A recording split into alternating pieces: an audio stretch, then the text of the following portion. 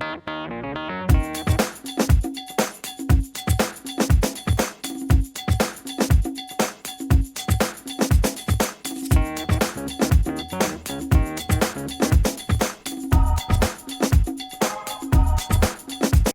tardes, somos estudiantes de la Universidad Técnica de Machala del sexto semestre de Psicología Clínica.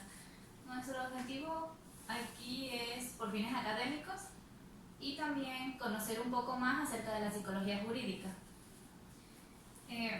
Estamos aquí con el psicólogo jurídico Freddy Romero, es psicólogo clínico formado en psicología jurídica.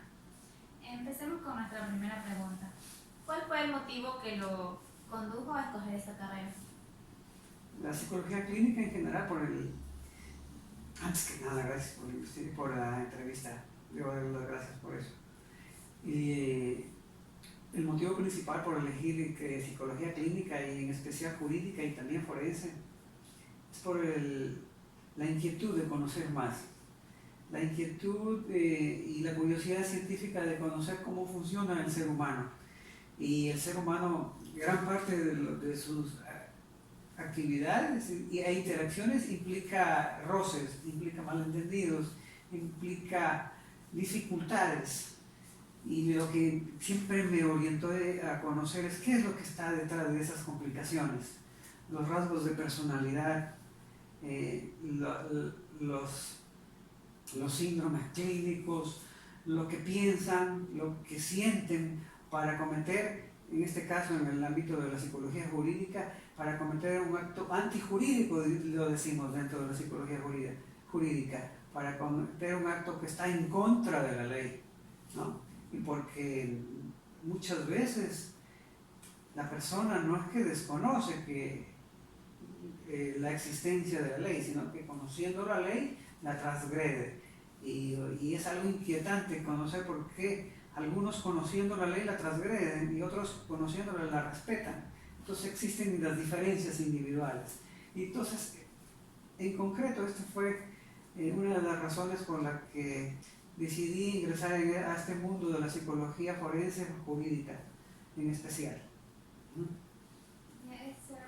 Para ser psicólogo jurídico se sigue una formación, ¿verdad? Porque primero se sigue psicología clínica, de ahí escogió psicología jurídica. ¿Cómo es ese proceso?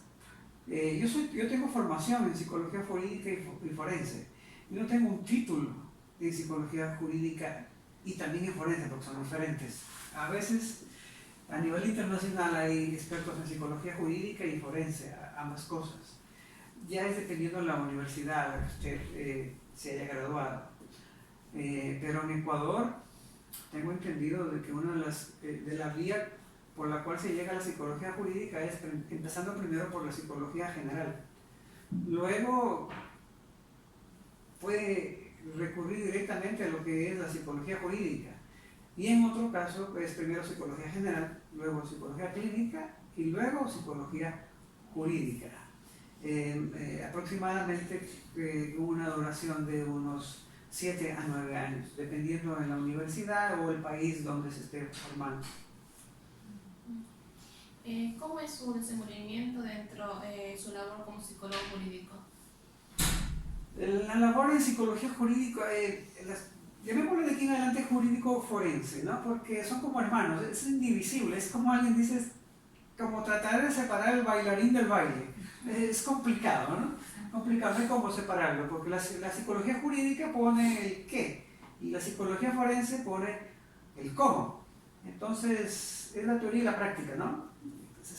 Es lo mismo, es casi lo mismo, ¿no? Porque en algún momento el psicólogo jurídico tendrá que llevar sus conocimientos a la práctica. Ahí es cuando hace psicología forense. ¿Cuál es la labor? ¿Cuál es la labor del psicólogo jurídico forense dentro del ámbito legal? En primer lugar, ¿en dónde se desenvuelve? Se desenvuelve en el ámbito legal. Los psicólogos jurídico forense en Ecuador estamos dentro del ámbito pericial, somos peritos judiciales y nuestra labor dentro del sistema legal en términos generales es el de coadyuvar y el de ser auxiliares al sistema de justicia. En términos sencillos, nuestra labor consiste en ayudar a que los funcionarios, las autoridades, llámense fiscal, llámense jueces, tomen mejores decisiones a partir de la información o de los informes que pueda dar el perito judicial. Esa es la labor en términos macro. Si usted gusta, le podemos ir pormenorizando cada una de las actividades que se suele hacer dentro de este ámbito. Actividades como, ¿qué actividades realizan dentro? Las actividades son múltiples. Se puede en términos esquemáticos, se puede indicar de que nuestra labor está en evaluar, o bien dentro de los procesos, a víctimas, ¿no? A víctimas en sus distintos tipos de violencia sexual, violencia psicológica, y también evaluar a los agresores dentro de esos mismos tipos de violencia. Colateralmente, nuestra labor también insiste en el ámbito civil, en procesos de interdicción.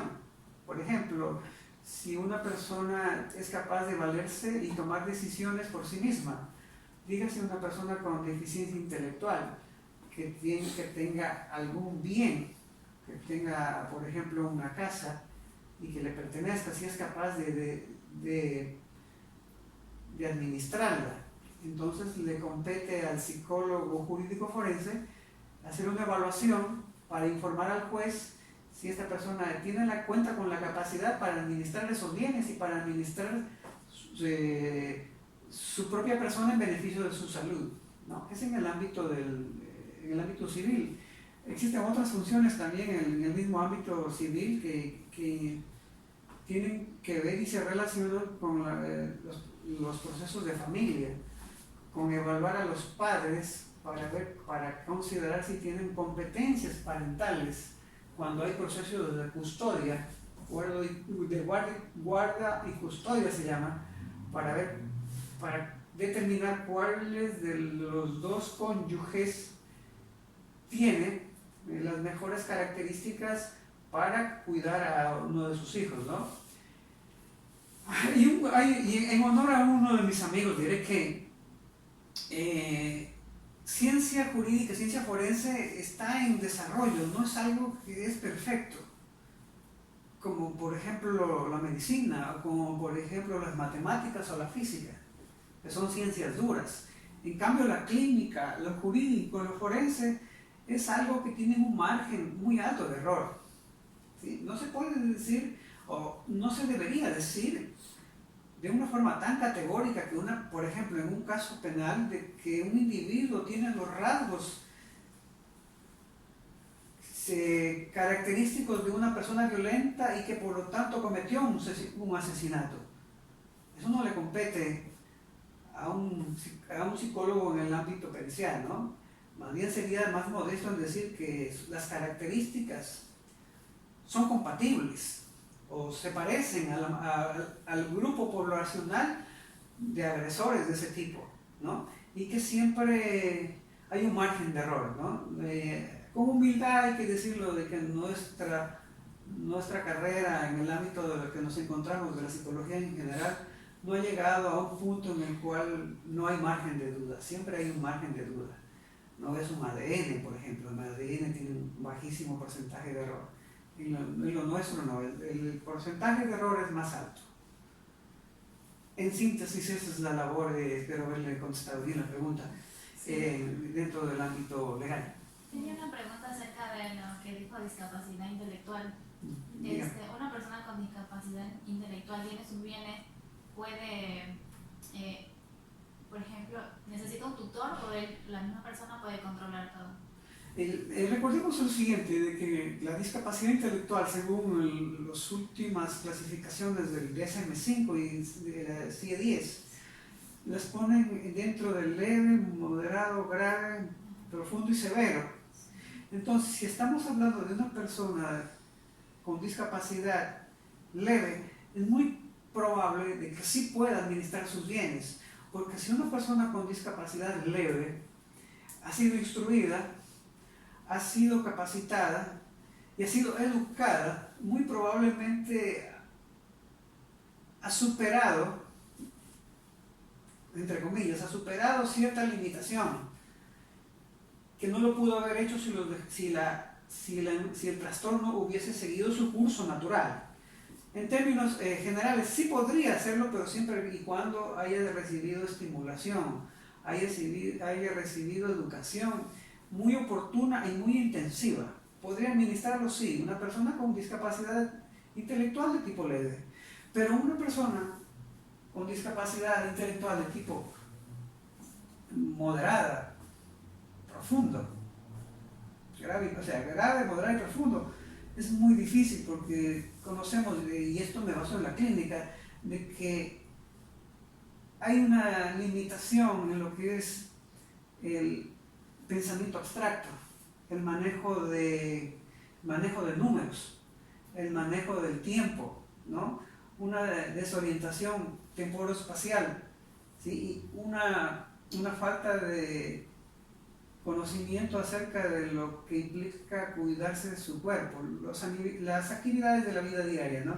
Entonces, que hace muy difícil o que limita el poder administrar, por ejemplo, sus bienes. En este caso necesita que una persona con esas características necesita que le nombren un curador, alguien que vele por su salud y por sus bienes.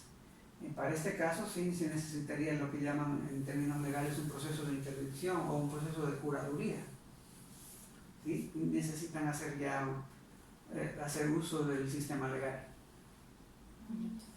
Pues otra pregunta, ¿cuánto tiempo de experiencia tiene dentro del psicólogo jurídico forense? Sí. Desde que me gradué el segundo día ya estuve en este ámbito, ¿no? Más o menos estamos hablando de 11 años dentro de lo que es el ámbito legal. Ya.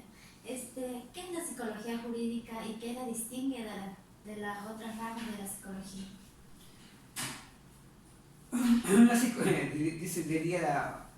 Diría Valentín Fuster, un cardiólogo de la clínica Monte Sinaí de Nueva York, dijo: esperaba que usted se olvide de esa pregunta. Se dice, no se olvidó usted de esa pregunta. Ya, tras bastidores hablamos de eso, ¿no? ¿Qué lo distingue? La psicología jurídica está íntimamente relacionada al derecho, a lo que es las leyes. La psicología jurídica se relaciona estrechamente con las leyes y con las normas que rigen un sistema legal de un determinado país, ¿no?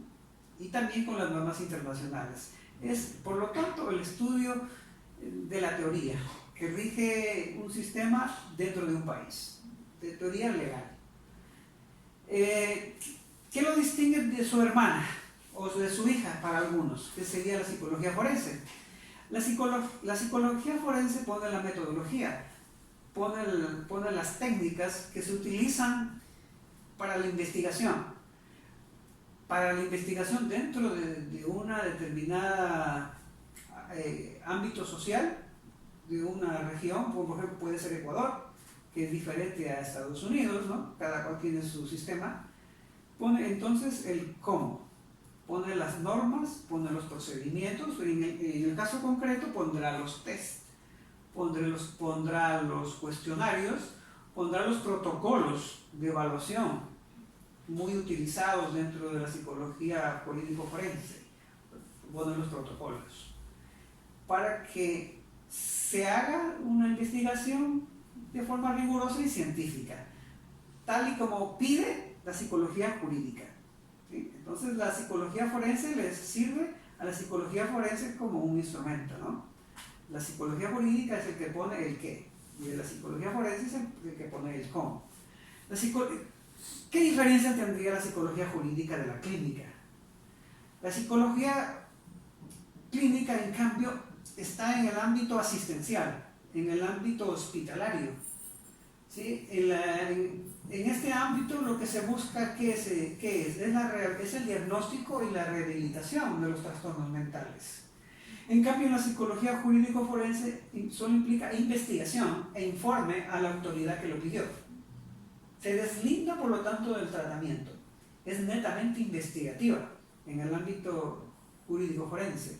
En el ámbito clínico es investigativa, pero también tiene que... La investigación es nada más que el inicio, porque la finalidad es la rehabilitación o el tratamiento de los trastornos mentales. Eso es una diferencia crucial. Podemos amanecernos con eso porque la psicología tiene diferentes ramas. De la psicología educativa se diferencia porque en el ámbito educativo el objetivo primordial es la instrucción, ¿no? La instrucción, el educar, el transmitir conocimientos. En cambio, la psicología jurídica no se basa en los conocimientos, se basa en algo más amplio que es una ley regulada y aportada por un sistema legislativo, que tiene que estar adaptada a un sistema legislativo, ¿no?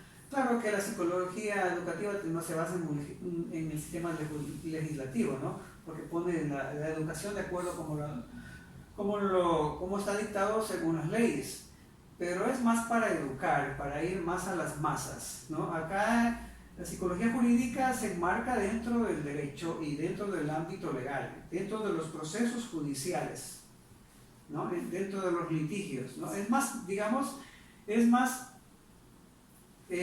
orientada al ámbito de donde se suscitan las divergencias y problemas que existen entre los seres humanos dentro del ámbito legal. ¿Sí? Eso es más eso, ¿no? El objetivo de la psicología jurídica es que está orientada al ámbito legal por las complejidades que se suscitan por la existencia en comunidad, ¿no? Ese vendría a ser el objetivo de la psicología jurídica. Las normas que rigen la actuación del psicólogo dentro de este ámbito que es el legal, ¿no? Claro, estamos hablando dentro de lo que es la ley que marca un país, ¿no? Porque hay situaciones de hecho como los ajusticiamientos y los problemas en los que nada tiene que ver la psicología jurídica, ¿no? Sino cuando esos hechos y esos problemas se han llevado a un proceso legal.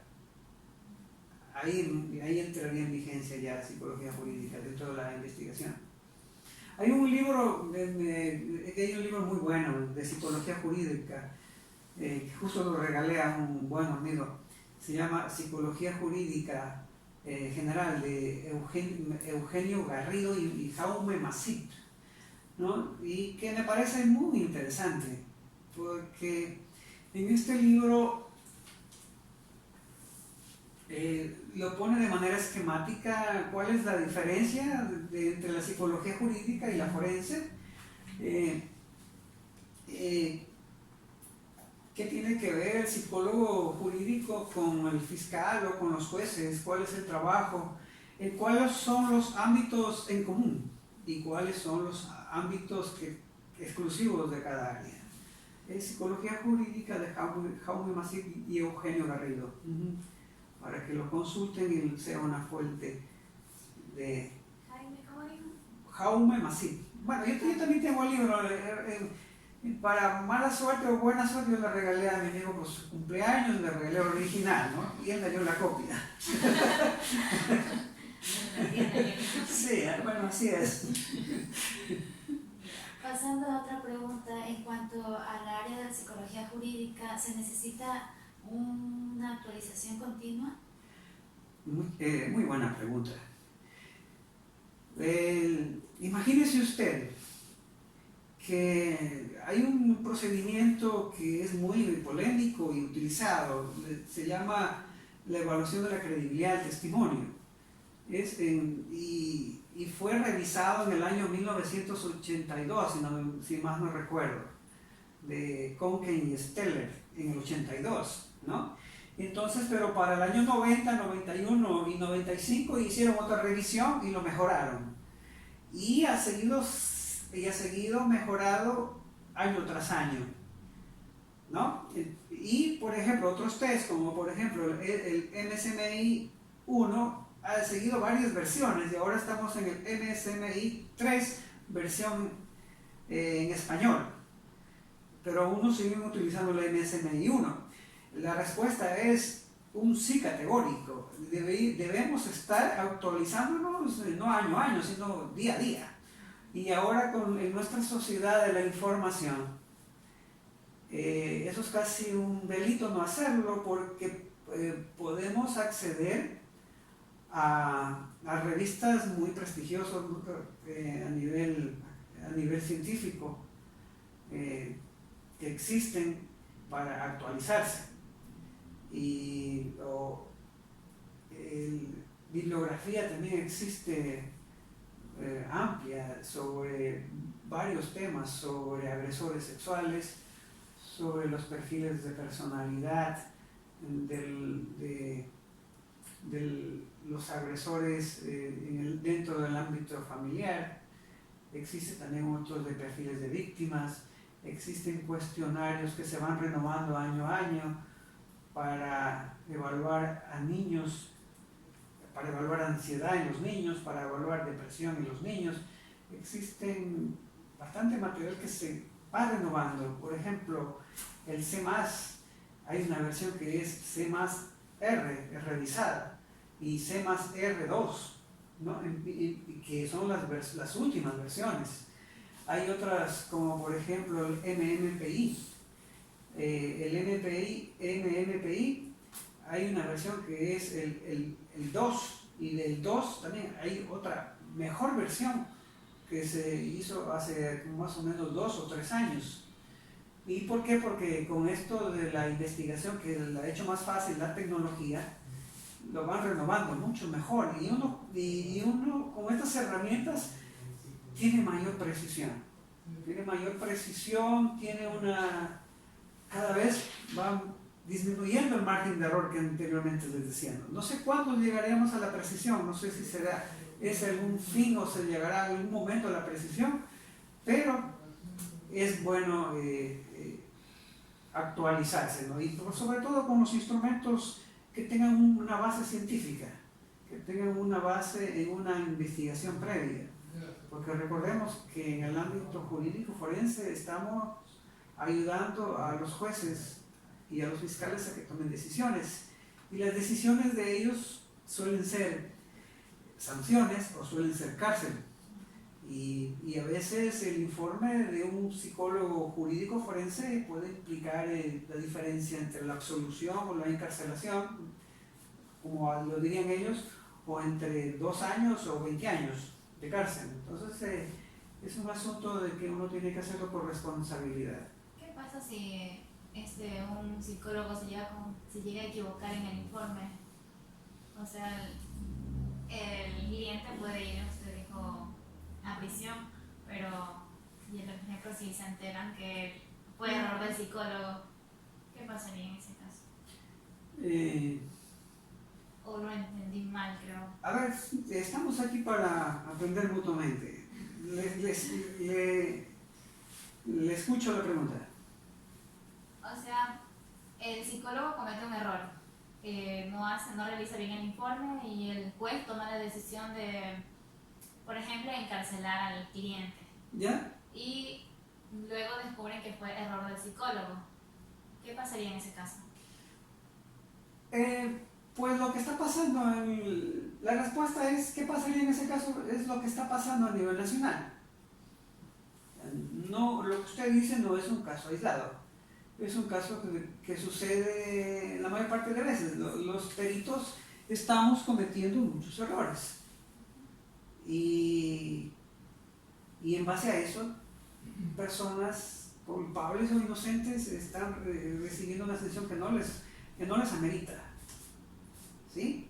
Por ejemplo, en base a un informe proyectivo o en base a las verbalizaciones de la víctima, solamente que verbalizaciones, sin, sin, sin una investigación externa, sin fuente, sin haber acopiado antecedentes, sin haberse valido de fuentes externas a la propia investigación psicológica, dígase la investigación, el informe de un médico, dígase también el informe de trabajo social. Ya les mencioné los test proyectivos. Sí. Y en base a un informe muy limitado, los jueces toman decisiones y luego terminan sancionando a la persona de manera equivocada. ¿Qué pasaría? Eso ya sucede. Eso está sucediendo. Ahora, el psicólogo no puede ser recusado. ¿Sí? Cuando se le da el encargo judicial de hacer un informe, el cliente no puede decir no quiero ser psicólogo, quiero de acá. No, si ya te asignaron este psicólogo, te quedas con ese psicólogo hasta que termine el informe. ¿Sí? Entonces, ¿qué quiero decir? Entonces, el informe está hecho y se lo da y lo puede absorber o terminar. Utilicé el término mal, absolver, porque quien lo hace es el juez. Entonces puede contribuir a absolver o puede contribuir a acusar, ¿no? Pero básicamente lo que le quiero decir para ser más claro las cosas, el psicólogo no es el que encarcela, sino es el que aporta información. Y si en base a una información equivocada el juez toma una decisión, es error del juez. Es el error del juez, ¿no? Porque tiene que haber la suficiente investigación como para indicar de que ese informe en especial tuvo un error. O sea, el juez era el que tenía que darse cuenta de que había el error. O el fiscal. Ah, ya entiendo. Si me doy a entender, por ejemplo, si hubo un test de tipo proyectivo y el fiscal y el juez lo aceptaron, fue error de ellos. Ah. Ya, pero esos test son muy utilizados, son muy populares en el ámbito clínico, ¿sí? Pero en el ámbito forense sería otra diferencia. En el ámbito jurídico forense esos no son aceptados. No son aceptados. Pero ¿qué pasa si el fiscal y el juez los acepta o no objeta de eso? Y en base a eso sancionan a una persona. Pues es cuestión de... La responsabilidad recae en el fiscal y en el juez. Y el asunto es que también acá, en nuestro país, no hay una cultura de un contrainforme. No hay una cultura de una auditoría de un informe psicológico. ¿Qué es esto? Esto implica de que si hacemos un informe jurídico forense en un caso, la ley determina de que usted tiene derecho a objetar ese informe. Y lo puede objetar por medio de una auditoría a ese informe. Usted no tiene que aceptarlo 100%, usted tiene que analizarlo. Y usted lo puede analizar ¿con quién? Con un psicólogo, o un perito psicólogo que tenga la suficiente capacidad para ver cuáles son las falencias de aquel informe y señalarlas con un fundamento, con una bibliografía, con una lógica. Es decir, si este informe tiene en un apartado, llamémoslo el apartado 1, tiene una falencia, tiene que indicarlo en el apartado 1, tiene una falencia, tiene un error, y el error consiste en este. Y le demuestro porque existe este tipo de bibliografía y tengo que adjuntar la bibliografía que dice lo contrario. Entonces, ya está sucediendo sus errores, sucede. ¿Y qué pasa? Pues al psicólogo, en términos generales y jocosos, no le pasa nada. No le pasa nada. No le pasa nada. Ya lo sentenciaron, lo sentenciaron. Digamos que O lo absorbieron en base a esa información. ahí queda, digamos. Ahí queda, ¿no? No pasa nada. Y por ejemplo, Así estamos, a ese punto no ha habido casos preocupante. en que, por ejemplo, la persona que haya sido condenada tome represalias contra el psicólogo. La persona que haya sido Condenada, o sea, encarcelada, digamos así. bueno, Tome represalias. yo creo que no. Mi persona ha llevado a cabo aproximadamente unos 500 o 600 informes. Y pues no sé si no me avanzan a encontrar, pero Nunca pasaba. nunca me ha pasado nada, ¿no? Porque, bueno, cuando yo ingresé al ámbito pericial, me decían, pero Freddy, yo estaba en una provincia X en este país donde la tasa de abusos sexuales, asesinatos era altísima, es altísima. Y dije, ¿cómo vas a ver? Ya mi familia era como que se despedía por última vez. Y alguien me dijo, bueno, tranquilízate que si algo le va a pasar es al juez o los fiscales, ¿no? Claro, porque ellos son realmente los que acusan. Y cuando usted recién ingresó a trabajar en esto, ¿no sentía ese miedo de...? Sí. Sí lo tenía. Al inicio sí, claro. Recuerdo muy bien que fuimos con el médico forense, porque vivíamos juntos, era muy chistoso. Nos fuimos a un lugar y a ver nuestras cosas, a comprar las camas y todo lo demás, ¿no? Contentos de que estábamos trabajando en la fiscalía y todo, ¿no? Y digo, bueno, quiero esa cama, quiero de todo lo demás. Digo, sí, dice, este lugar es tranquilo. Dice, sí, es tranquilo, muy tranquilo, aquí nunca pasa nada. Y al momento dice, no, otro señor que pasa y no, mentira, dice, acaba de es un asesinato, etcétera, etcétera. Yo en fiscalía tuve la suerte de tener la mejor impresora de toda la fiscalía. Y llegaban los médicos a hacer la impresión de los cadáveres que hacían autopsias. O sea, ahí definitivamente no hay, o sea, todo era rojo y se veían los asesinatos ahí, ¿no? Pero en cierta forma el perito psicólogo, el médico forense, los que hacemos investigación en este ámbito, no se corren riesgos grandes. No, los que parece que corren más riesgos son los que están al frente. Y por último, desde la perspectiva de un delincuente, les sale más barato comprar o sobornar a quien tiene la autoridad. Sí, porque si se van contra un médico o un psicólogo, queda el otro psicólogo, queda el otro médico, y la causa sigue y se hace más grande. Entonces parece que están afinándose más hacia ese punto, ¿no? Y más bien entonces es animarlos a que siguen, a que prefieran estudiar lo que es psicología jurídica y forense, ¿no? Necesitamos bastante, porque existe bastantes delitos, sobre todo en el ámbito de género, violencia de género, ¿no? Y psicólogos bastante especializados justo en esa área de la violencia de género. Paso a otra pregunta. La persona que quiera dedicarse a este campo requiere de cualidades personales específicas. Así es. ¿Y cómo cuáles serían? En psicología jurídica, una de las principales cosas es el escepticismo. ¿Sí? Es el escepticismo. El escepticismo es el no creer fácilmente. Porque si usted va y hace una entrevista a la víctima y a las que se creen víctimas, uno termina abrazándose y llorando con ellos, ¿no? Termina creyéndole. Y a veces hay personas que llegan simulando. Y a veces uno ve situaciones en las que narran hechos de violencia que le da por creer. Le da por creer sin ver. Eso se llama creer, ¿no? Asumir que algo es cierto sin que me conste. Yo no estuve ahí. Entonces, una de las cualidades es ser escéptico.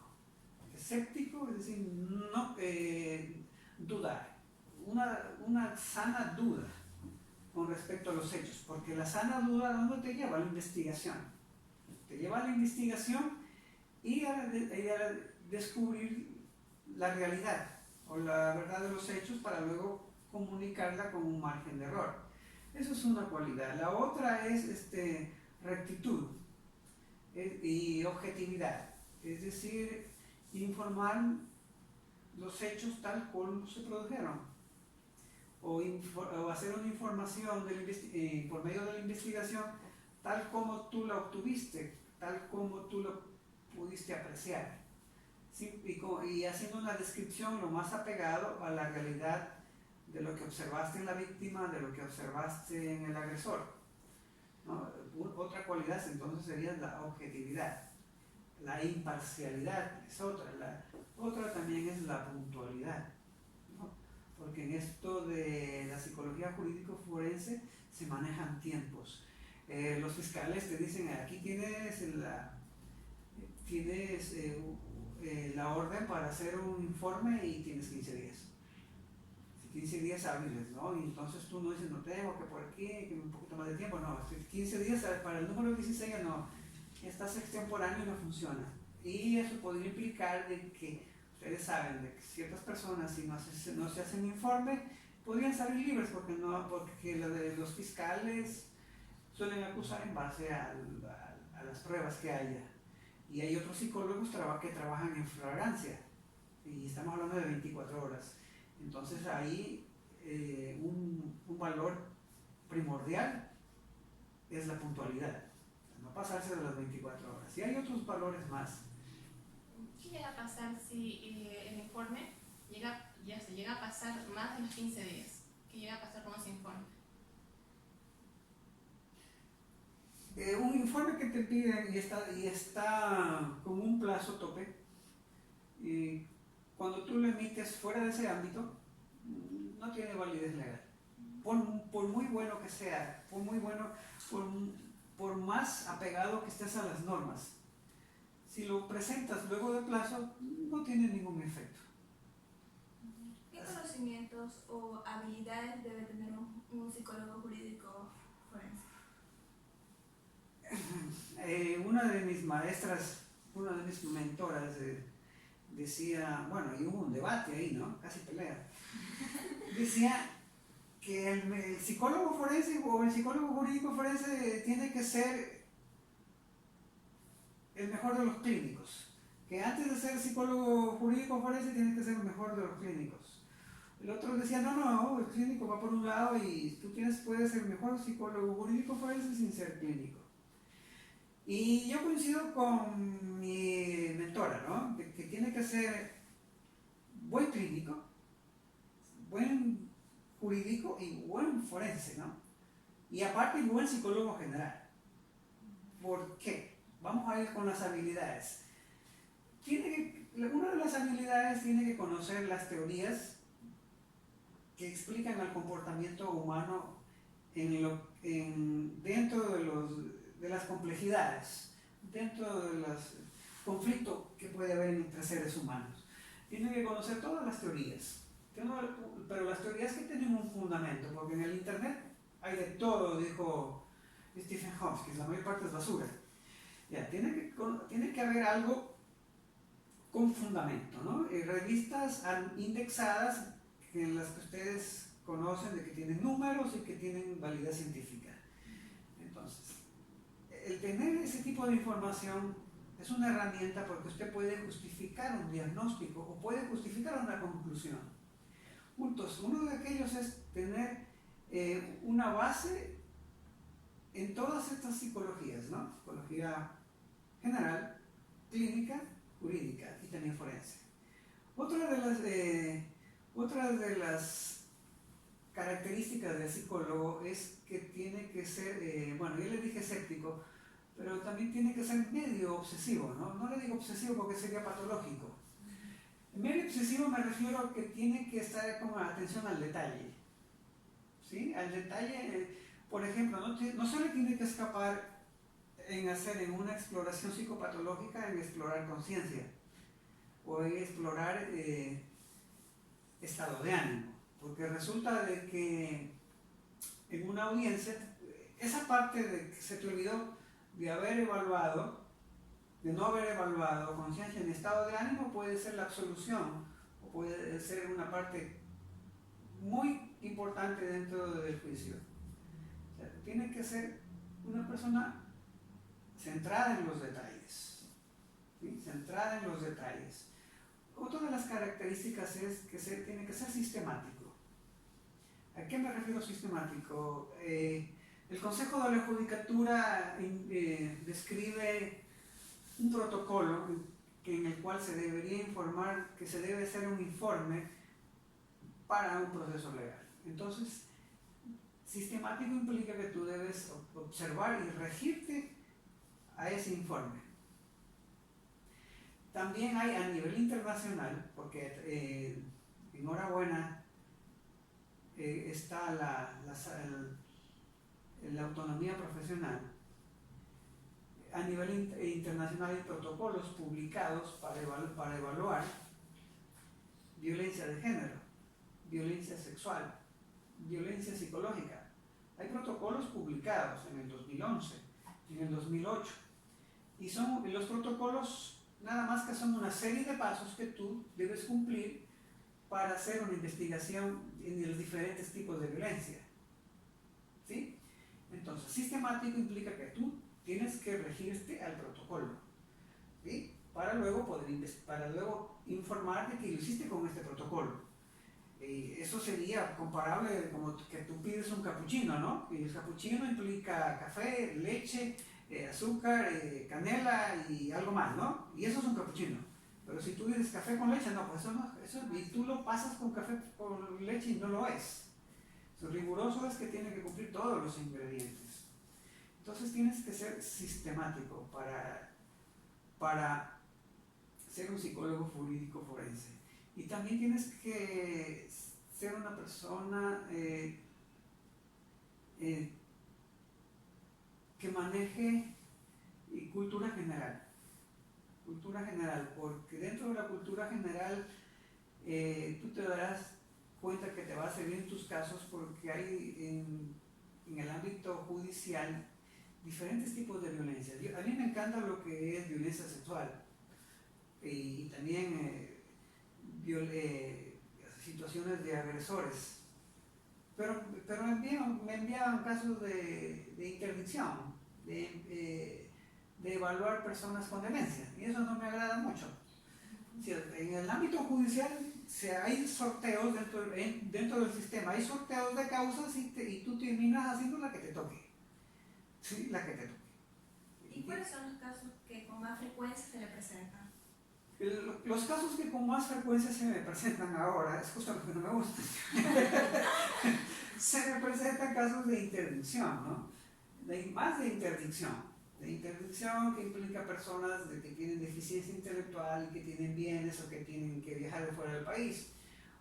O también personas con demencia en su último estadio, de que tienen bienes y que suelen ser parejas y que quieren disponer de un vehículo, de una casa, y que para eso se necesita primero determinar el grado o la patología, que suele ser en su mayor caso demencia.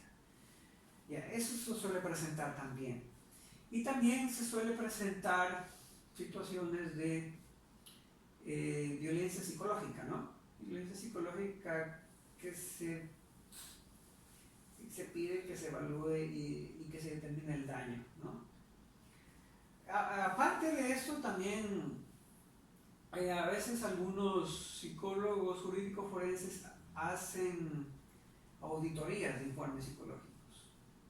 O sea, cogen un informe hecho por un compañero perito, revisan las falencias que han tenido y, como les decía, y en otro informe, ¿sí?, no vuelven a evaluar a la víctima, no, eso sería revictimizar.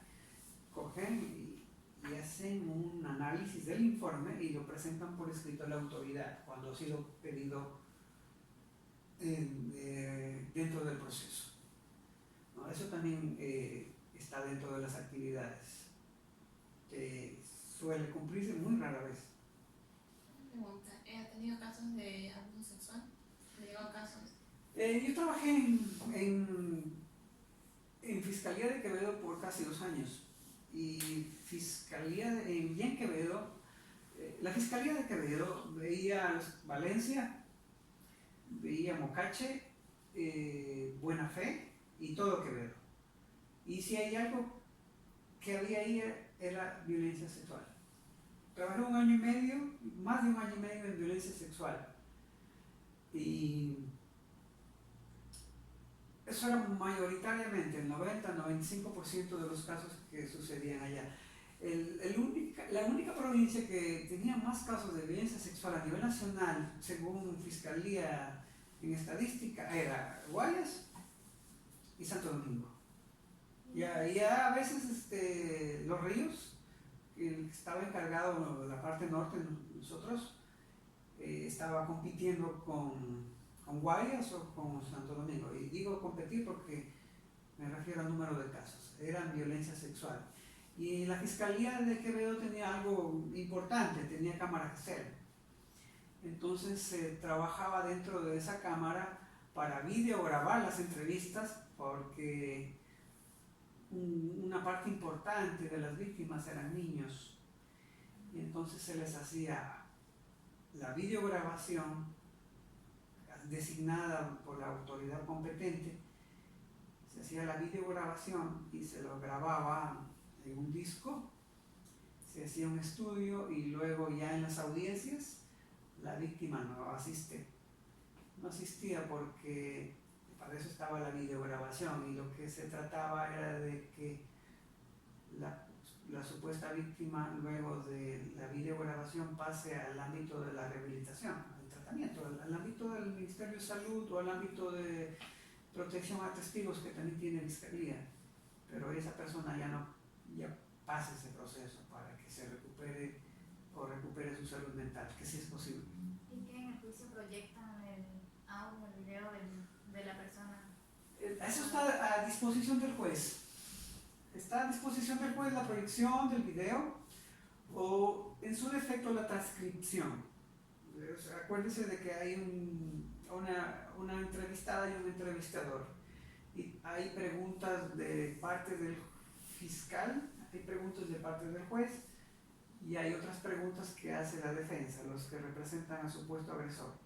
Y todo eso está videograbado y todo eso en algunos casos está transcrito.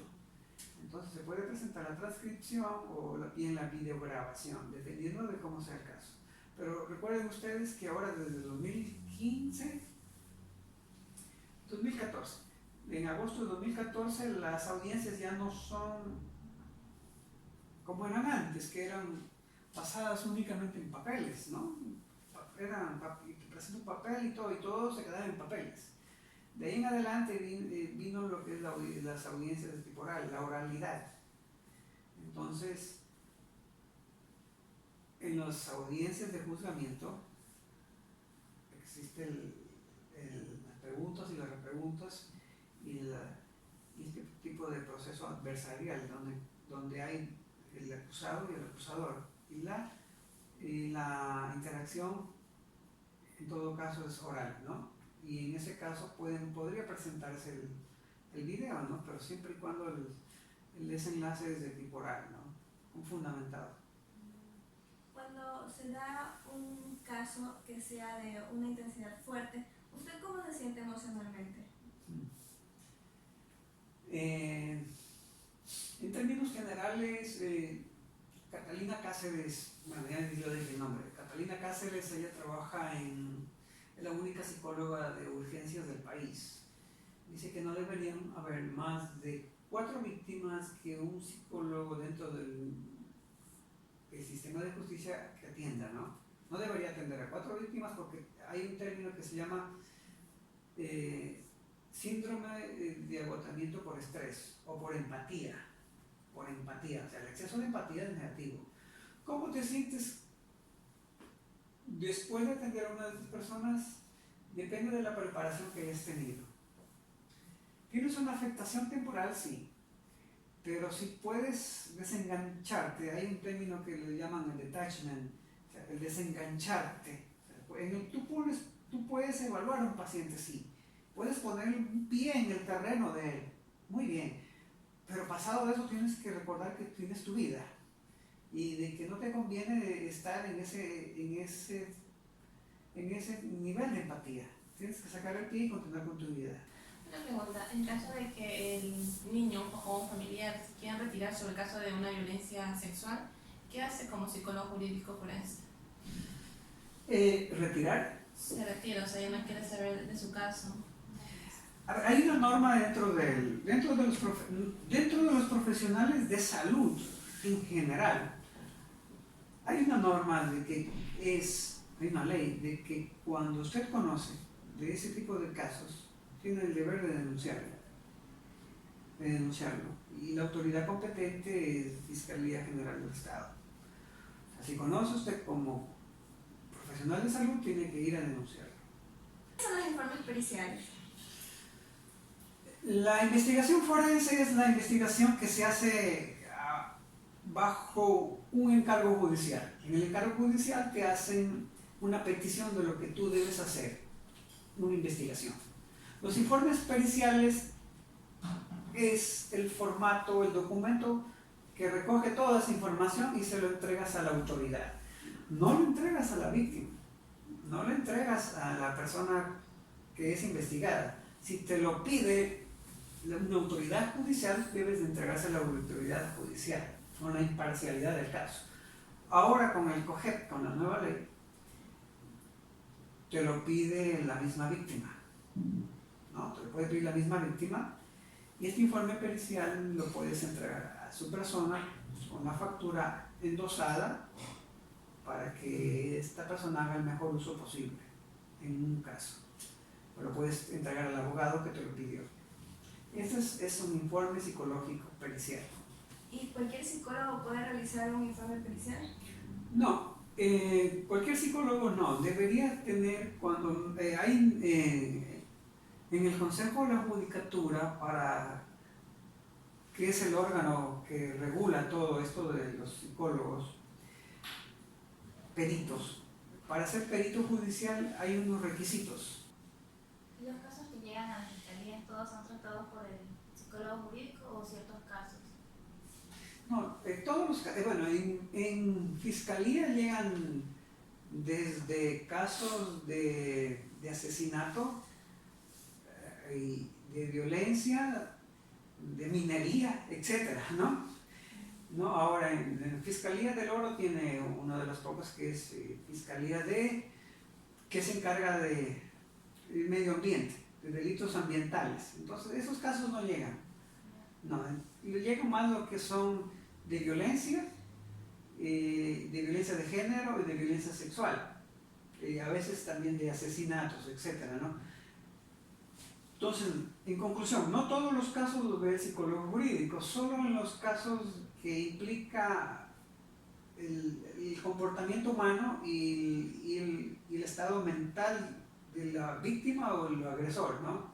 A veces hay casos de asesinato, femicidio, por ejemplo, en los cuales la defensa del supuesto femicida puede argumentar de que no ha estado en el pleno uso de las facultades mentales. Eso le toca al psicólogo jurídico forense, le toca determinar el estado mental del acusado al momento de haber cometido el supuesto hecho de violencia, el supuesto asesinato. Así es, entonces a él le toca eso. De acuerdo a, como se han mencionado bastantes casos de como abuso sexual, demencia, discapacidad intelectual, ¿cuál de estos casos u otros casos considera el más difícil? Todos. En el ámbito de la... A ver, sí considero algo más difícil para mí. Para mí lo más difícil es hablar con niños niños pequeños, 3, 5, 6 años. ¿Por qué? Porque, bueno, hay poca colaboración, porque los niños te hablan en su lenguaje idiosincrático, muy idiosincrático, y no es como una persona adulta que dice, tú me duele aquí, me duele acá, me pasó esto, aquello. Con los niños tienes que basarte en el juego, tienes que basarte en los muñecos, tienes que basarte en ciertos test que por cierto, no hay test psicométricos para niños menores de 6 años. Resulta que hay víctimas, niñas de 4, 5, 6 años, 5 y medio años, y que no hay ningún test. Entonces, ahí sí es evidentemente clínico, ¿no? Evidentemente clínico la exploración psicopatológica, pero también hay una entrevista forense estructurada para niños, ¿no? Y ahí sí aplica. Pero es muy difícil porque los niños pequeñitos tienen su lenguaje muy idiosincrático, muy propio. y a veces suele ser corto, los niños no se explayan. Entonces son unas preguntas y como les decía, se espera de que haya una elaboración, una narrativa larga, pero los niños dicen, bueno, ¿quién fue? Juan Pérez, y se acabó. Háblame tú, ¿quién es Juan Pérez? Juan Pérez es mi vecino, y se acabó. ¿Me doy a entender? Entonces es mucho más difícil con niños. Y otro de los que me parecen los casos más difíciles, cada cual dirá lo suyo, ¿no? Pero para mí, son los agresores, los femicidas. Porque la mayoría dice, yo estuve con ella y en el momento de que me acusan, no me acuerdo. Y luego me desperté media hora después y ella estaba muerta. O sea, es decir, de forma casual, no me acuerdo justo el momento en que hubo el asesinato. Y ahí entonces tú estás con una persona mayor que está en todo momento tratando de salvar la sanción. Y es una persona que trata deliberadamente de engañarte o de simular. ¿Y en ese caso qué viene? Entonces tú lo que tienes que evaluar es si esta persona estuvo consciente, que estuvo en pleno uso de sus facultades mentales al momento de cometer el asesinato. ¿Cuál es el papel del psicólogo? Es determinar su imputabilidad, es decir, si es acusable, o si no padecía algún trastorno mental, o si ese trastorno mental era lo suficientemente grave como para anular su conciencia y su voluntad. Porque ustedes conocen el DSM-5, el ICD-10, hay cientos de trastornos mentales, ¿no? Por ejemplo, pero lo que suelen argumentar a ellos es de que estaba en un estado psicótico, o de que estaba en un estado totalmente humanoidado, ¿no? O que estaba intoxicado. Y entonces lo que toca de determinar es de que si era o no era tan cierto lo que ellos argumentan. Porque recuerden también ustedes de que no se puede decir sí o no. En el ámbito pericial es muy probablemente o muy poco probable, ¿no? No hay como decirlo sí, es 99.9% probable, o eso es falso de plano. Entonces se habla de probabilidades, porque dicho sea de paso, uno se hace nada más lo que indica el protocolo. O sea, si el protocolo dice concluya con la palabra muy creíble, tú le pones muy creíble.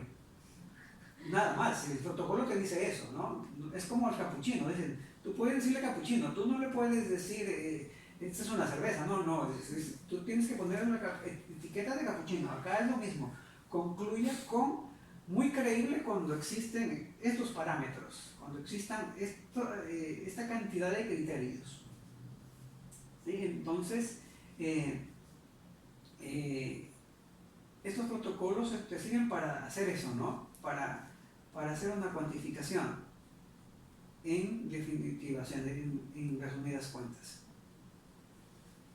De acuerdo al proceso, si una persona no asiste o no llega a la entrevista, ¿qué proceso se lleva a cabo?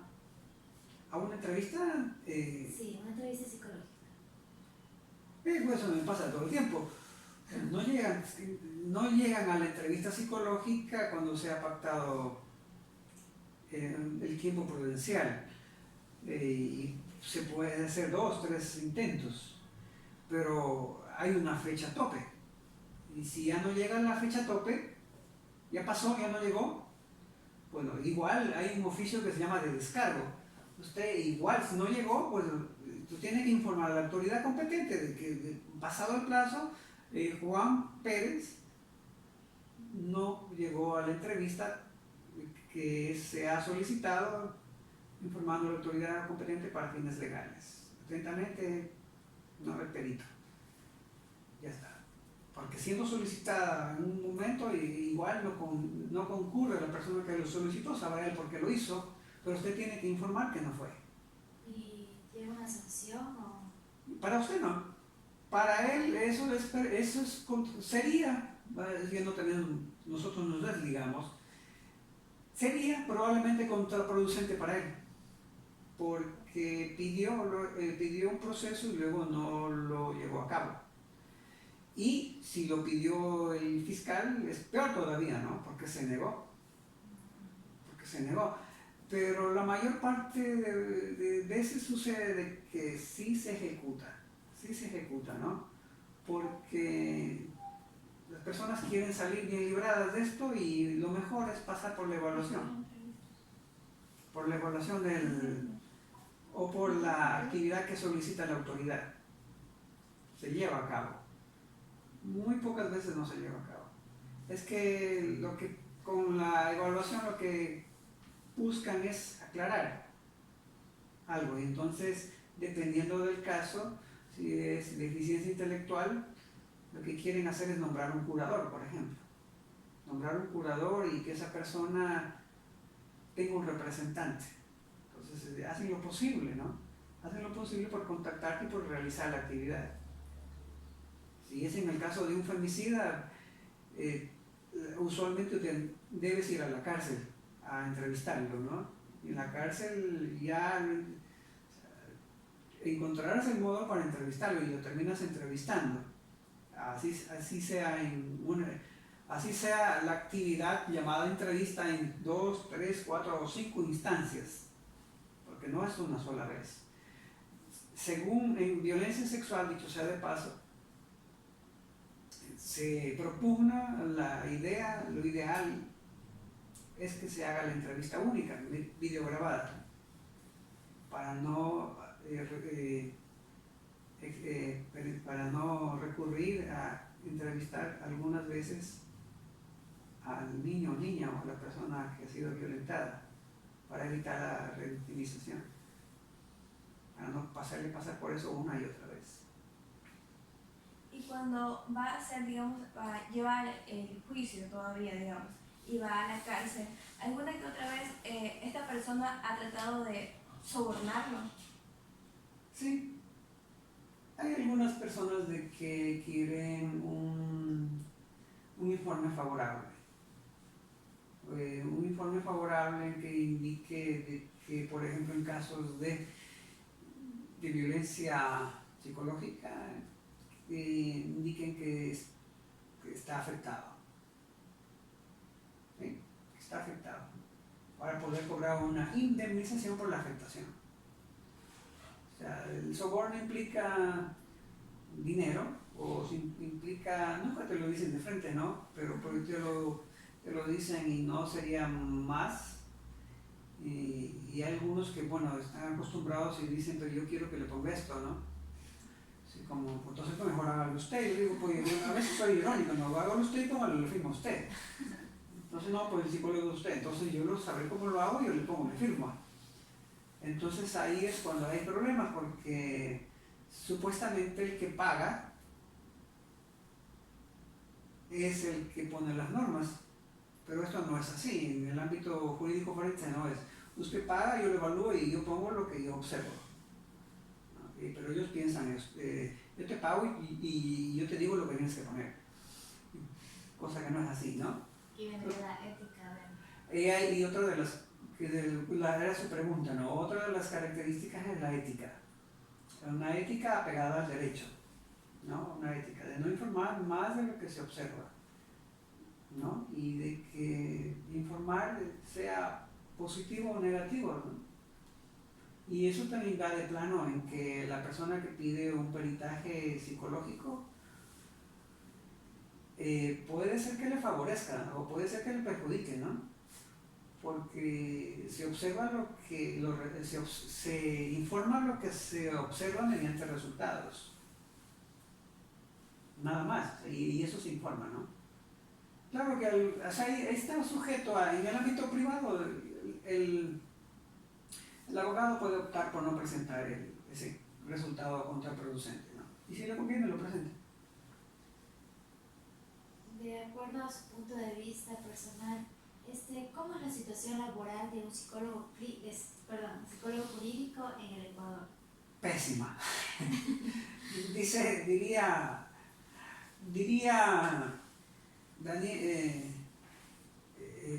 Martín Seligman, diría, pésima, él suele decir en una sola palabra, pésima, y es un psicólogo positivo además. ¿Y pésima por qué? Porque usted acaba de decir cuántas personas atiende en su práctica, ¿no? Y yo le dije que Catalina Cáceres había dicho que no deben atender más de 4, ¿no? ¿Por qué? Porque es algo muy estresante. Entonces, usted está con víctimas. Y la mayor parte de víctimas, y todo el día. Me refiero, y estoy defendiendo a los colegas que trabajan en el ámbito público. Yo trabajo en el ámbito privado, ¿no? Entonces, pésimo porque ellos les exigen, no, 4 es muy poco, ellos les exigen que no haber atendido menos de 40 personas al mes. O sea, es rapidísimo, ¿no? O 20, o 30, o 40. Ellos trabajan por lo que se llama productividad. Bueno, yo en mis tiempos de ámbito público, yo atendía a 12, 14 personas al mes. Bueno, y si no les gusta, ahí dejo el trabajo. No, ahí se queda, ¿no? Entonces, bueno, me soportaron, ¿no? Porque productividad no implica cantidad. Productividad implica las veces que tú aclaraste al juez o ayudaste al juez o al fiscal a tomar una decisión. Productividad implica de qué. Tu informe fue importante para que el juez y la autoridad tomen una decisión. El ámbito laboral, en eso están, ¿no? Ellos están en un sueldo que en el nivel laboral a países es bueno, ¿no? Es bueno considerado, pero yo creo que deberían ganar más. O hacen dos cosas, o ganan más el doble o Dios les baja la carga laboral. ¿Y es necesario que un psicólogo jurídico también busque ayuda psicológica? Sí.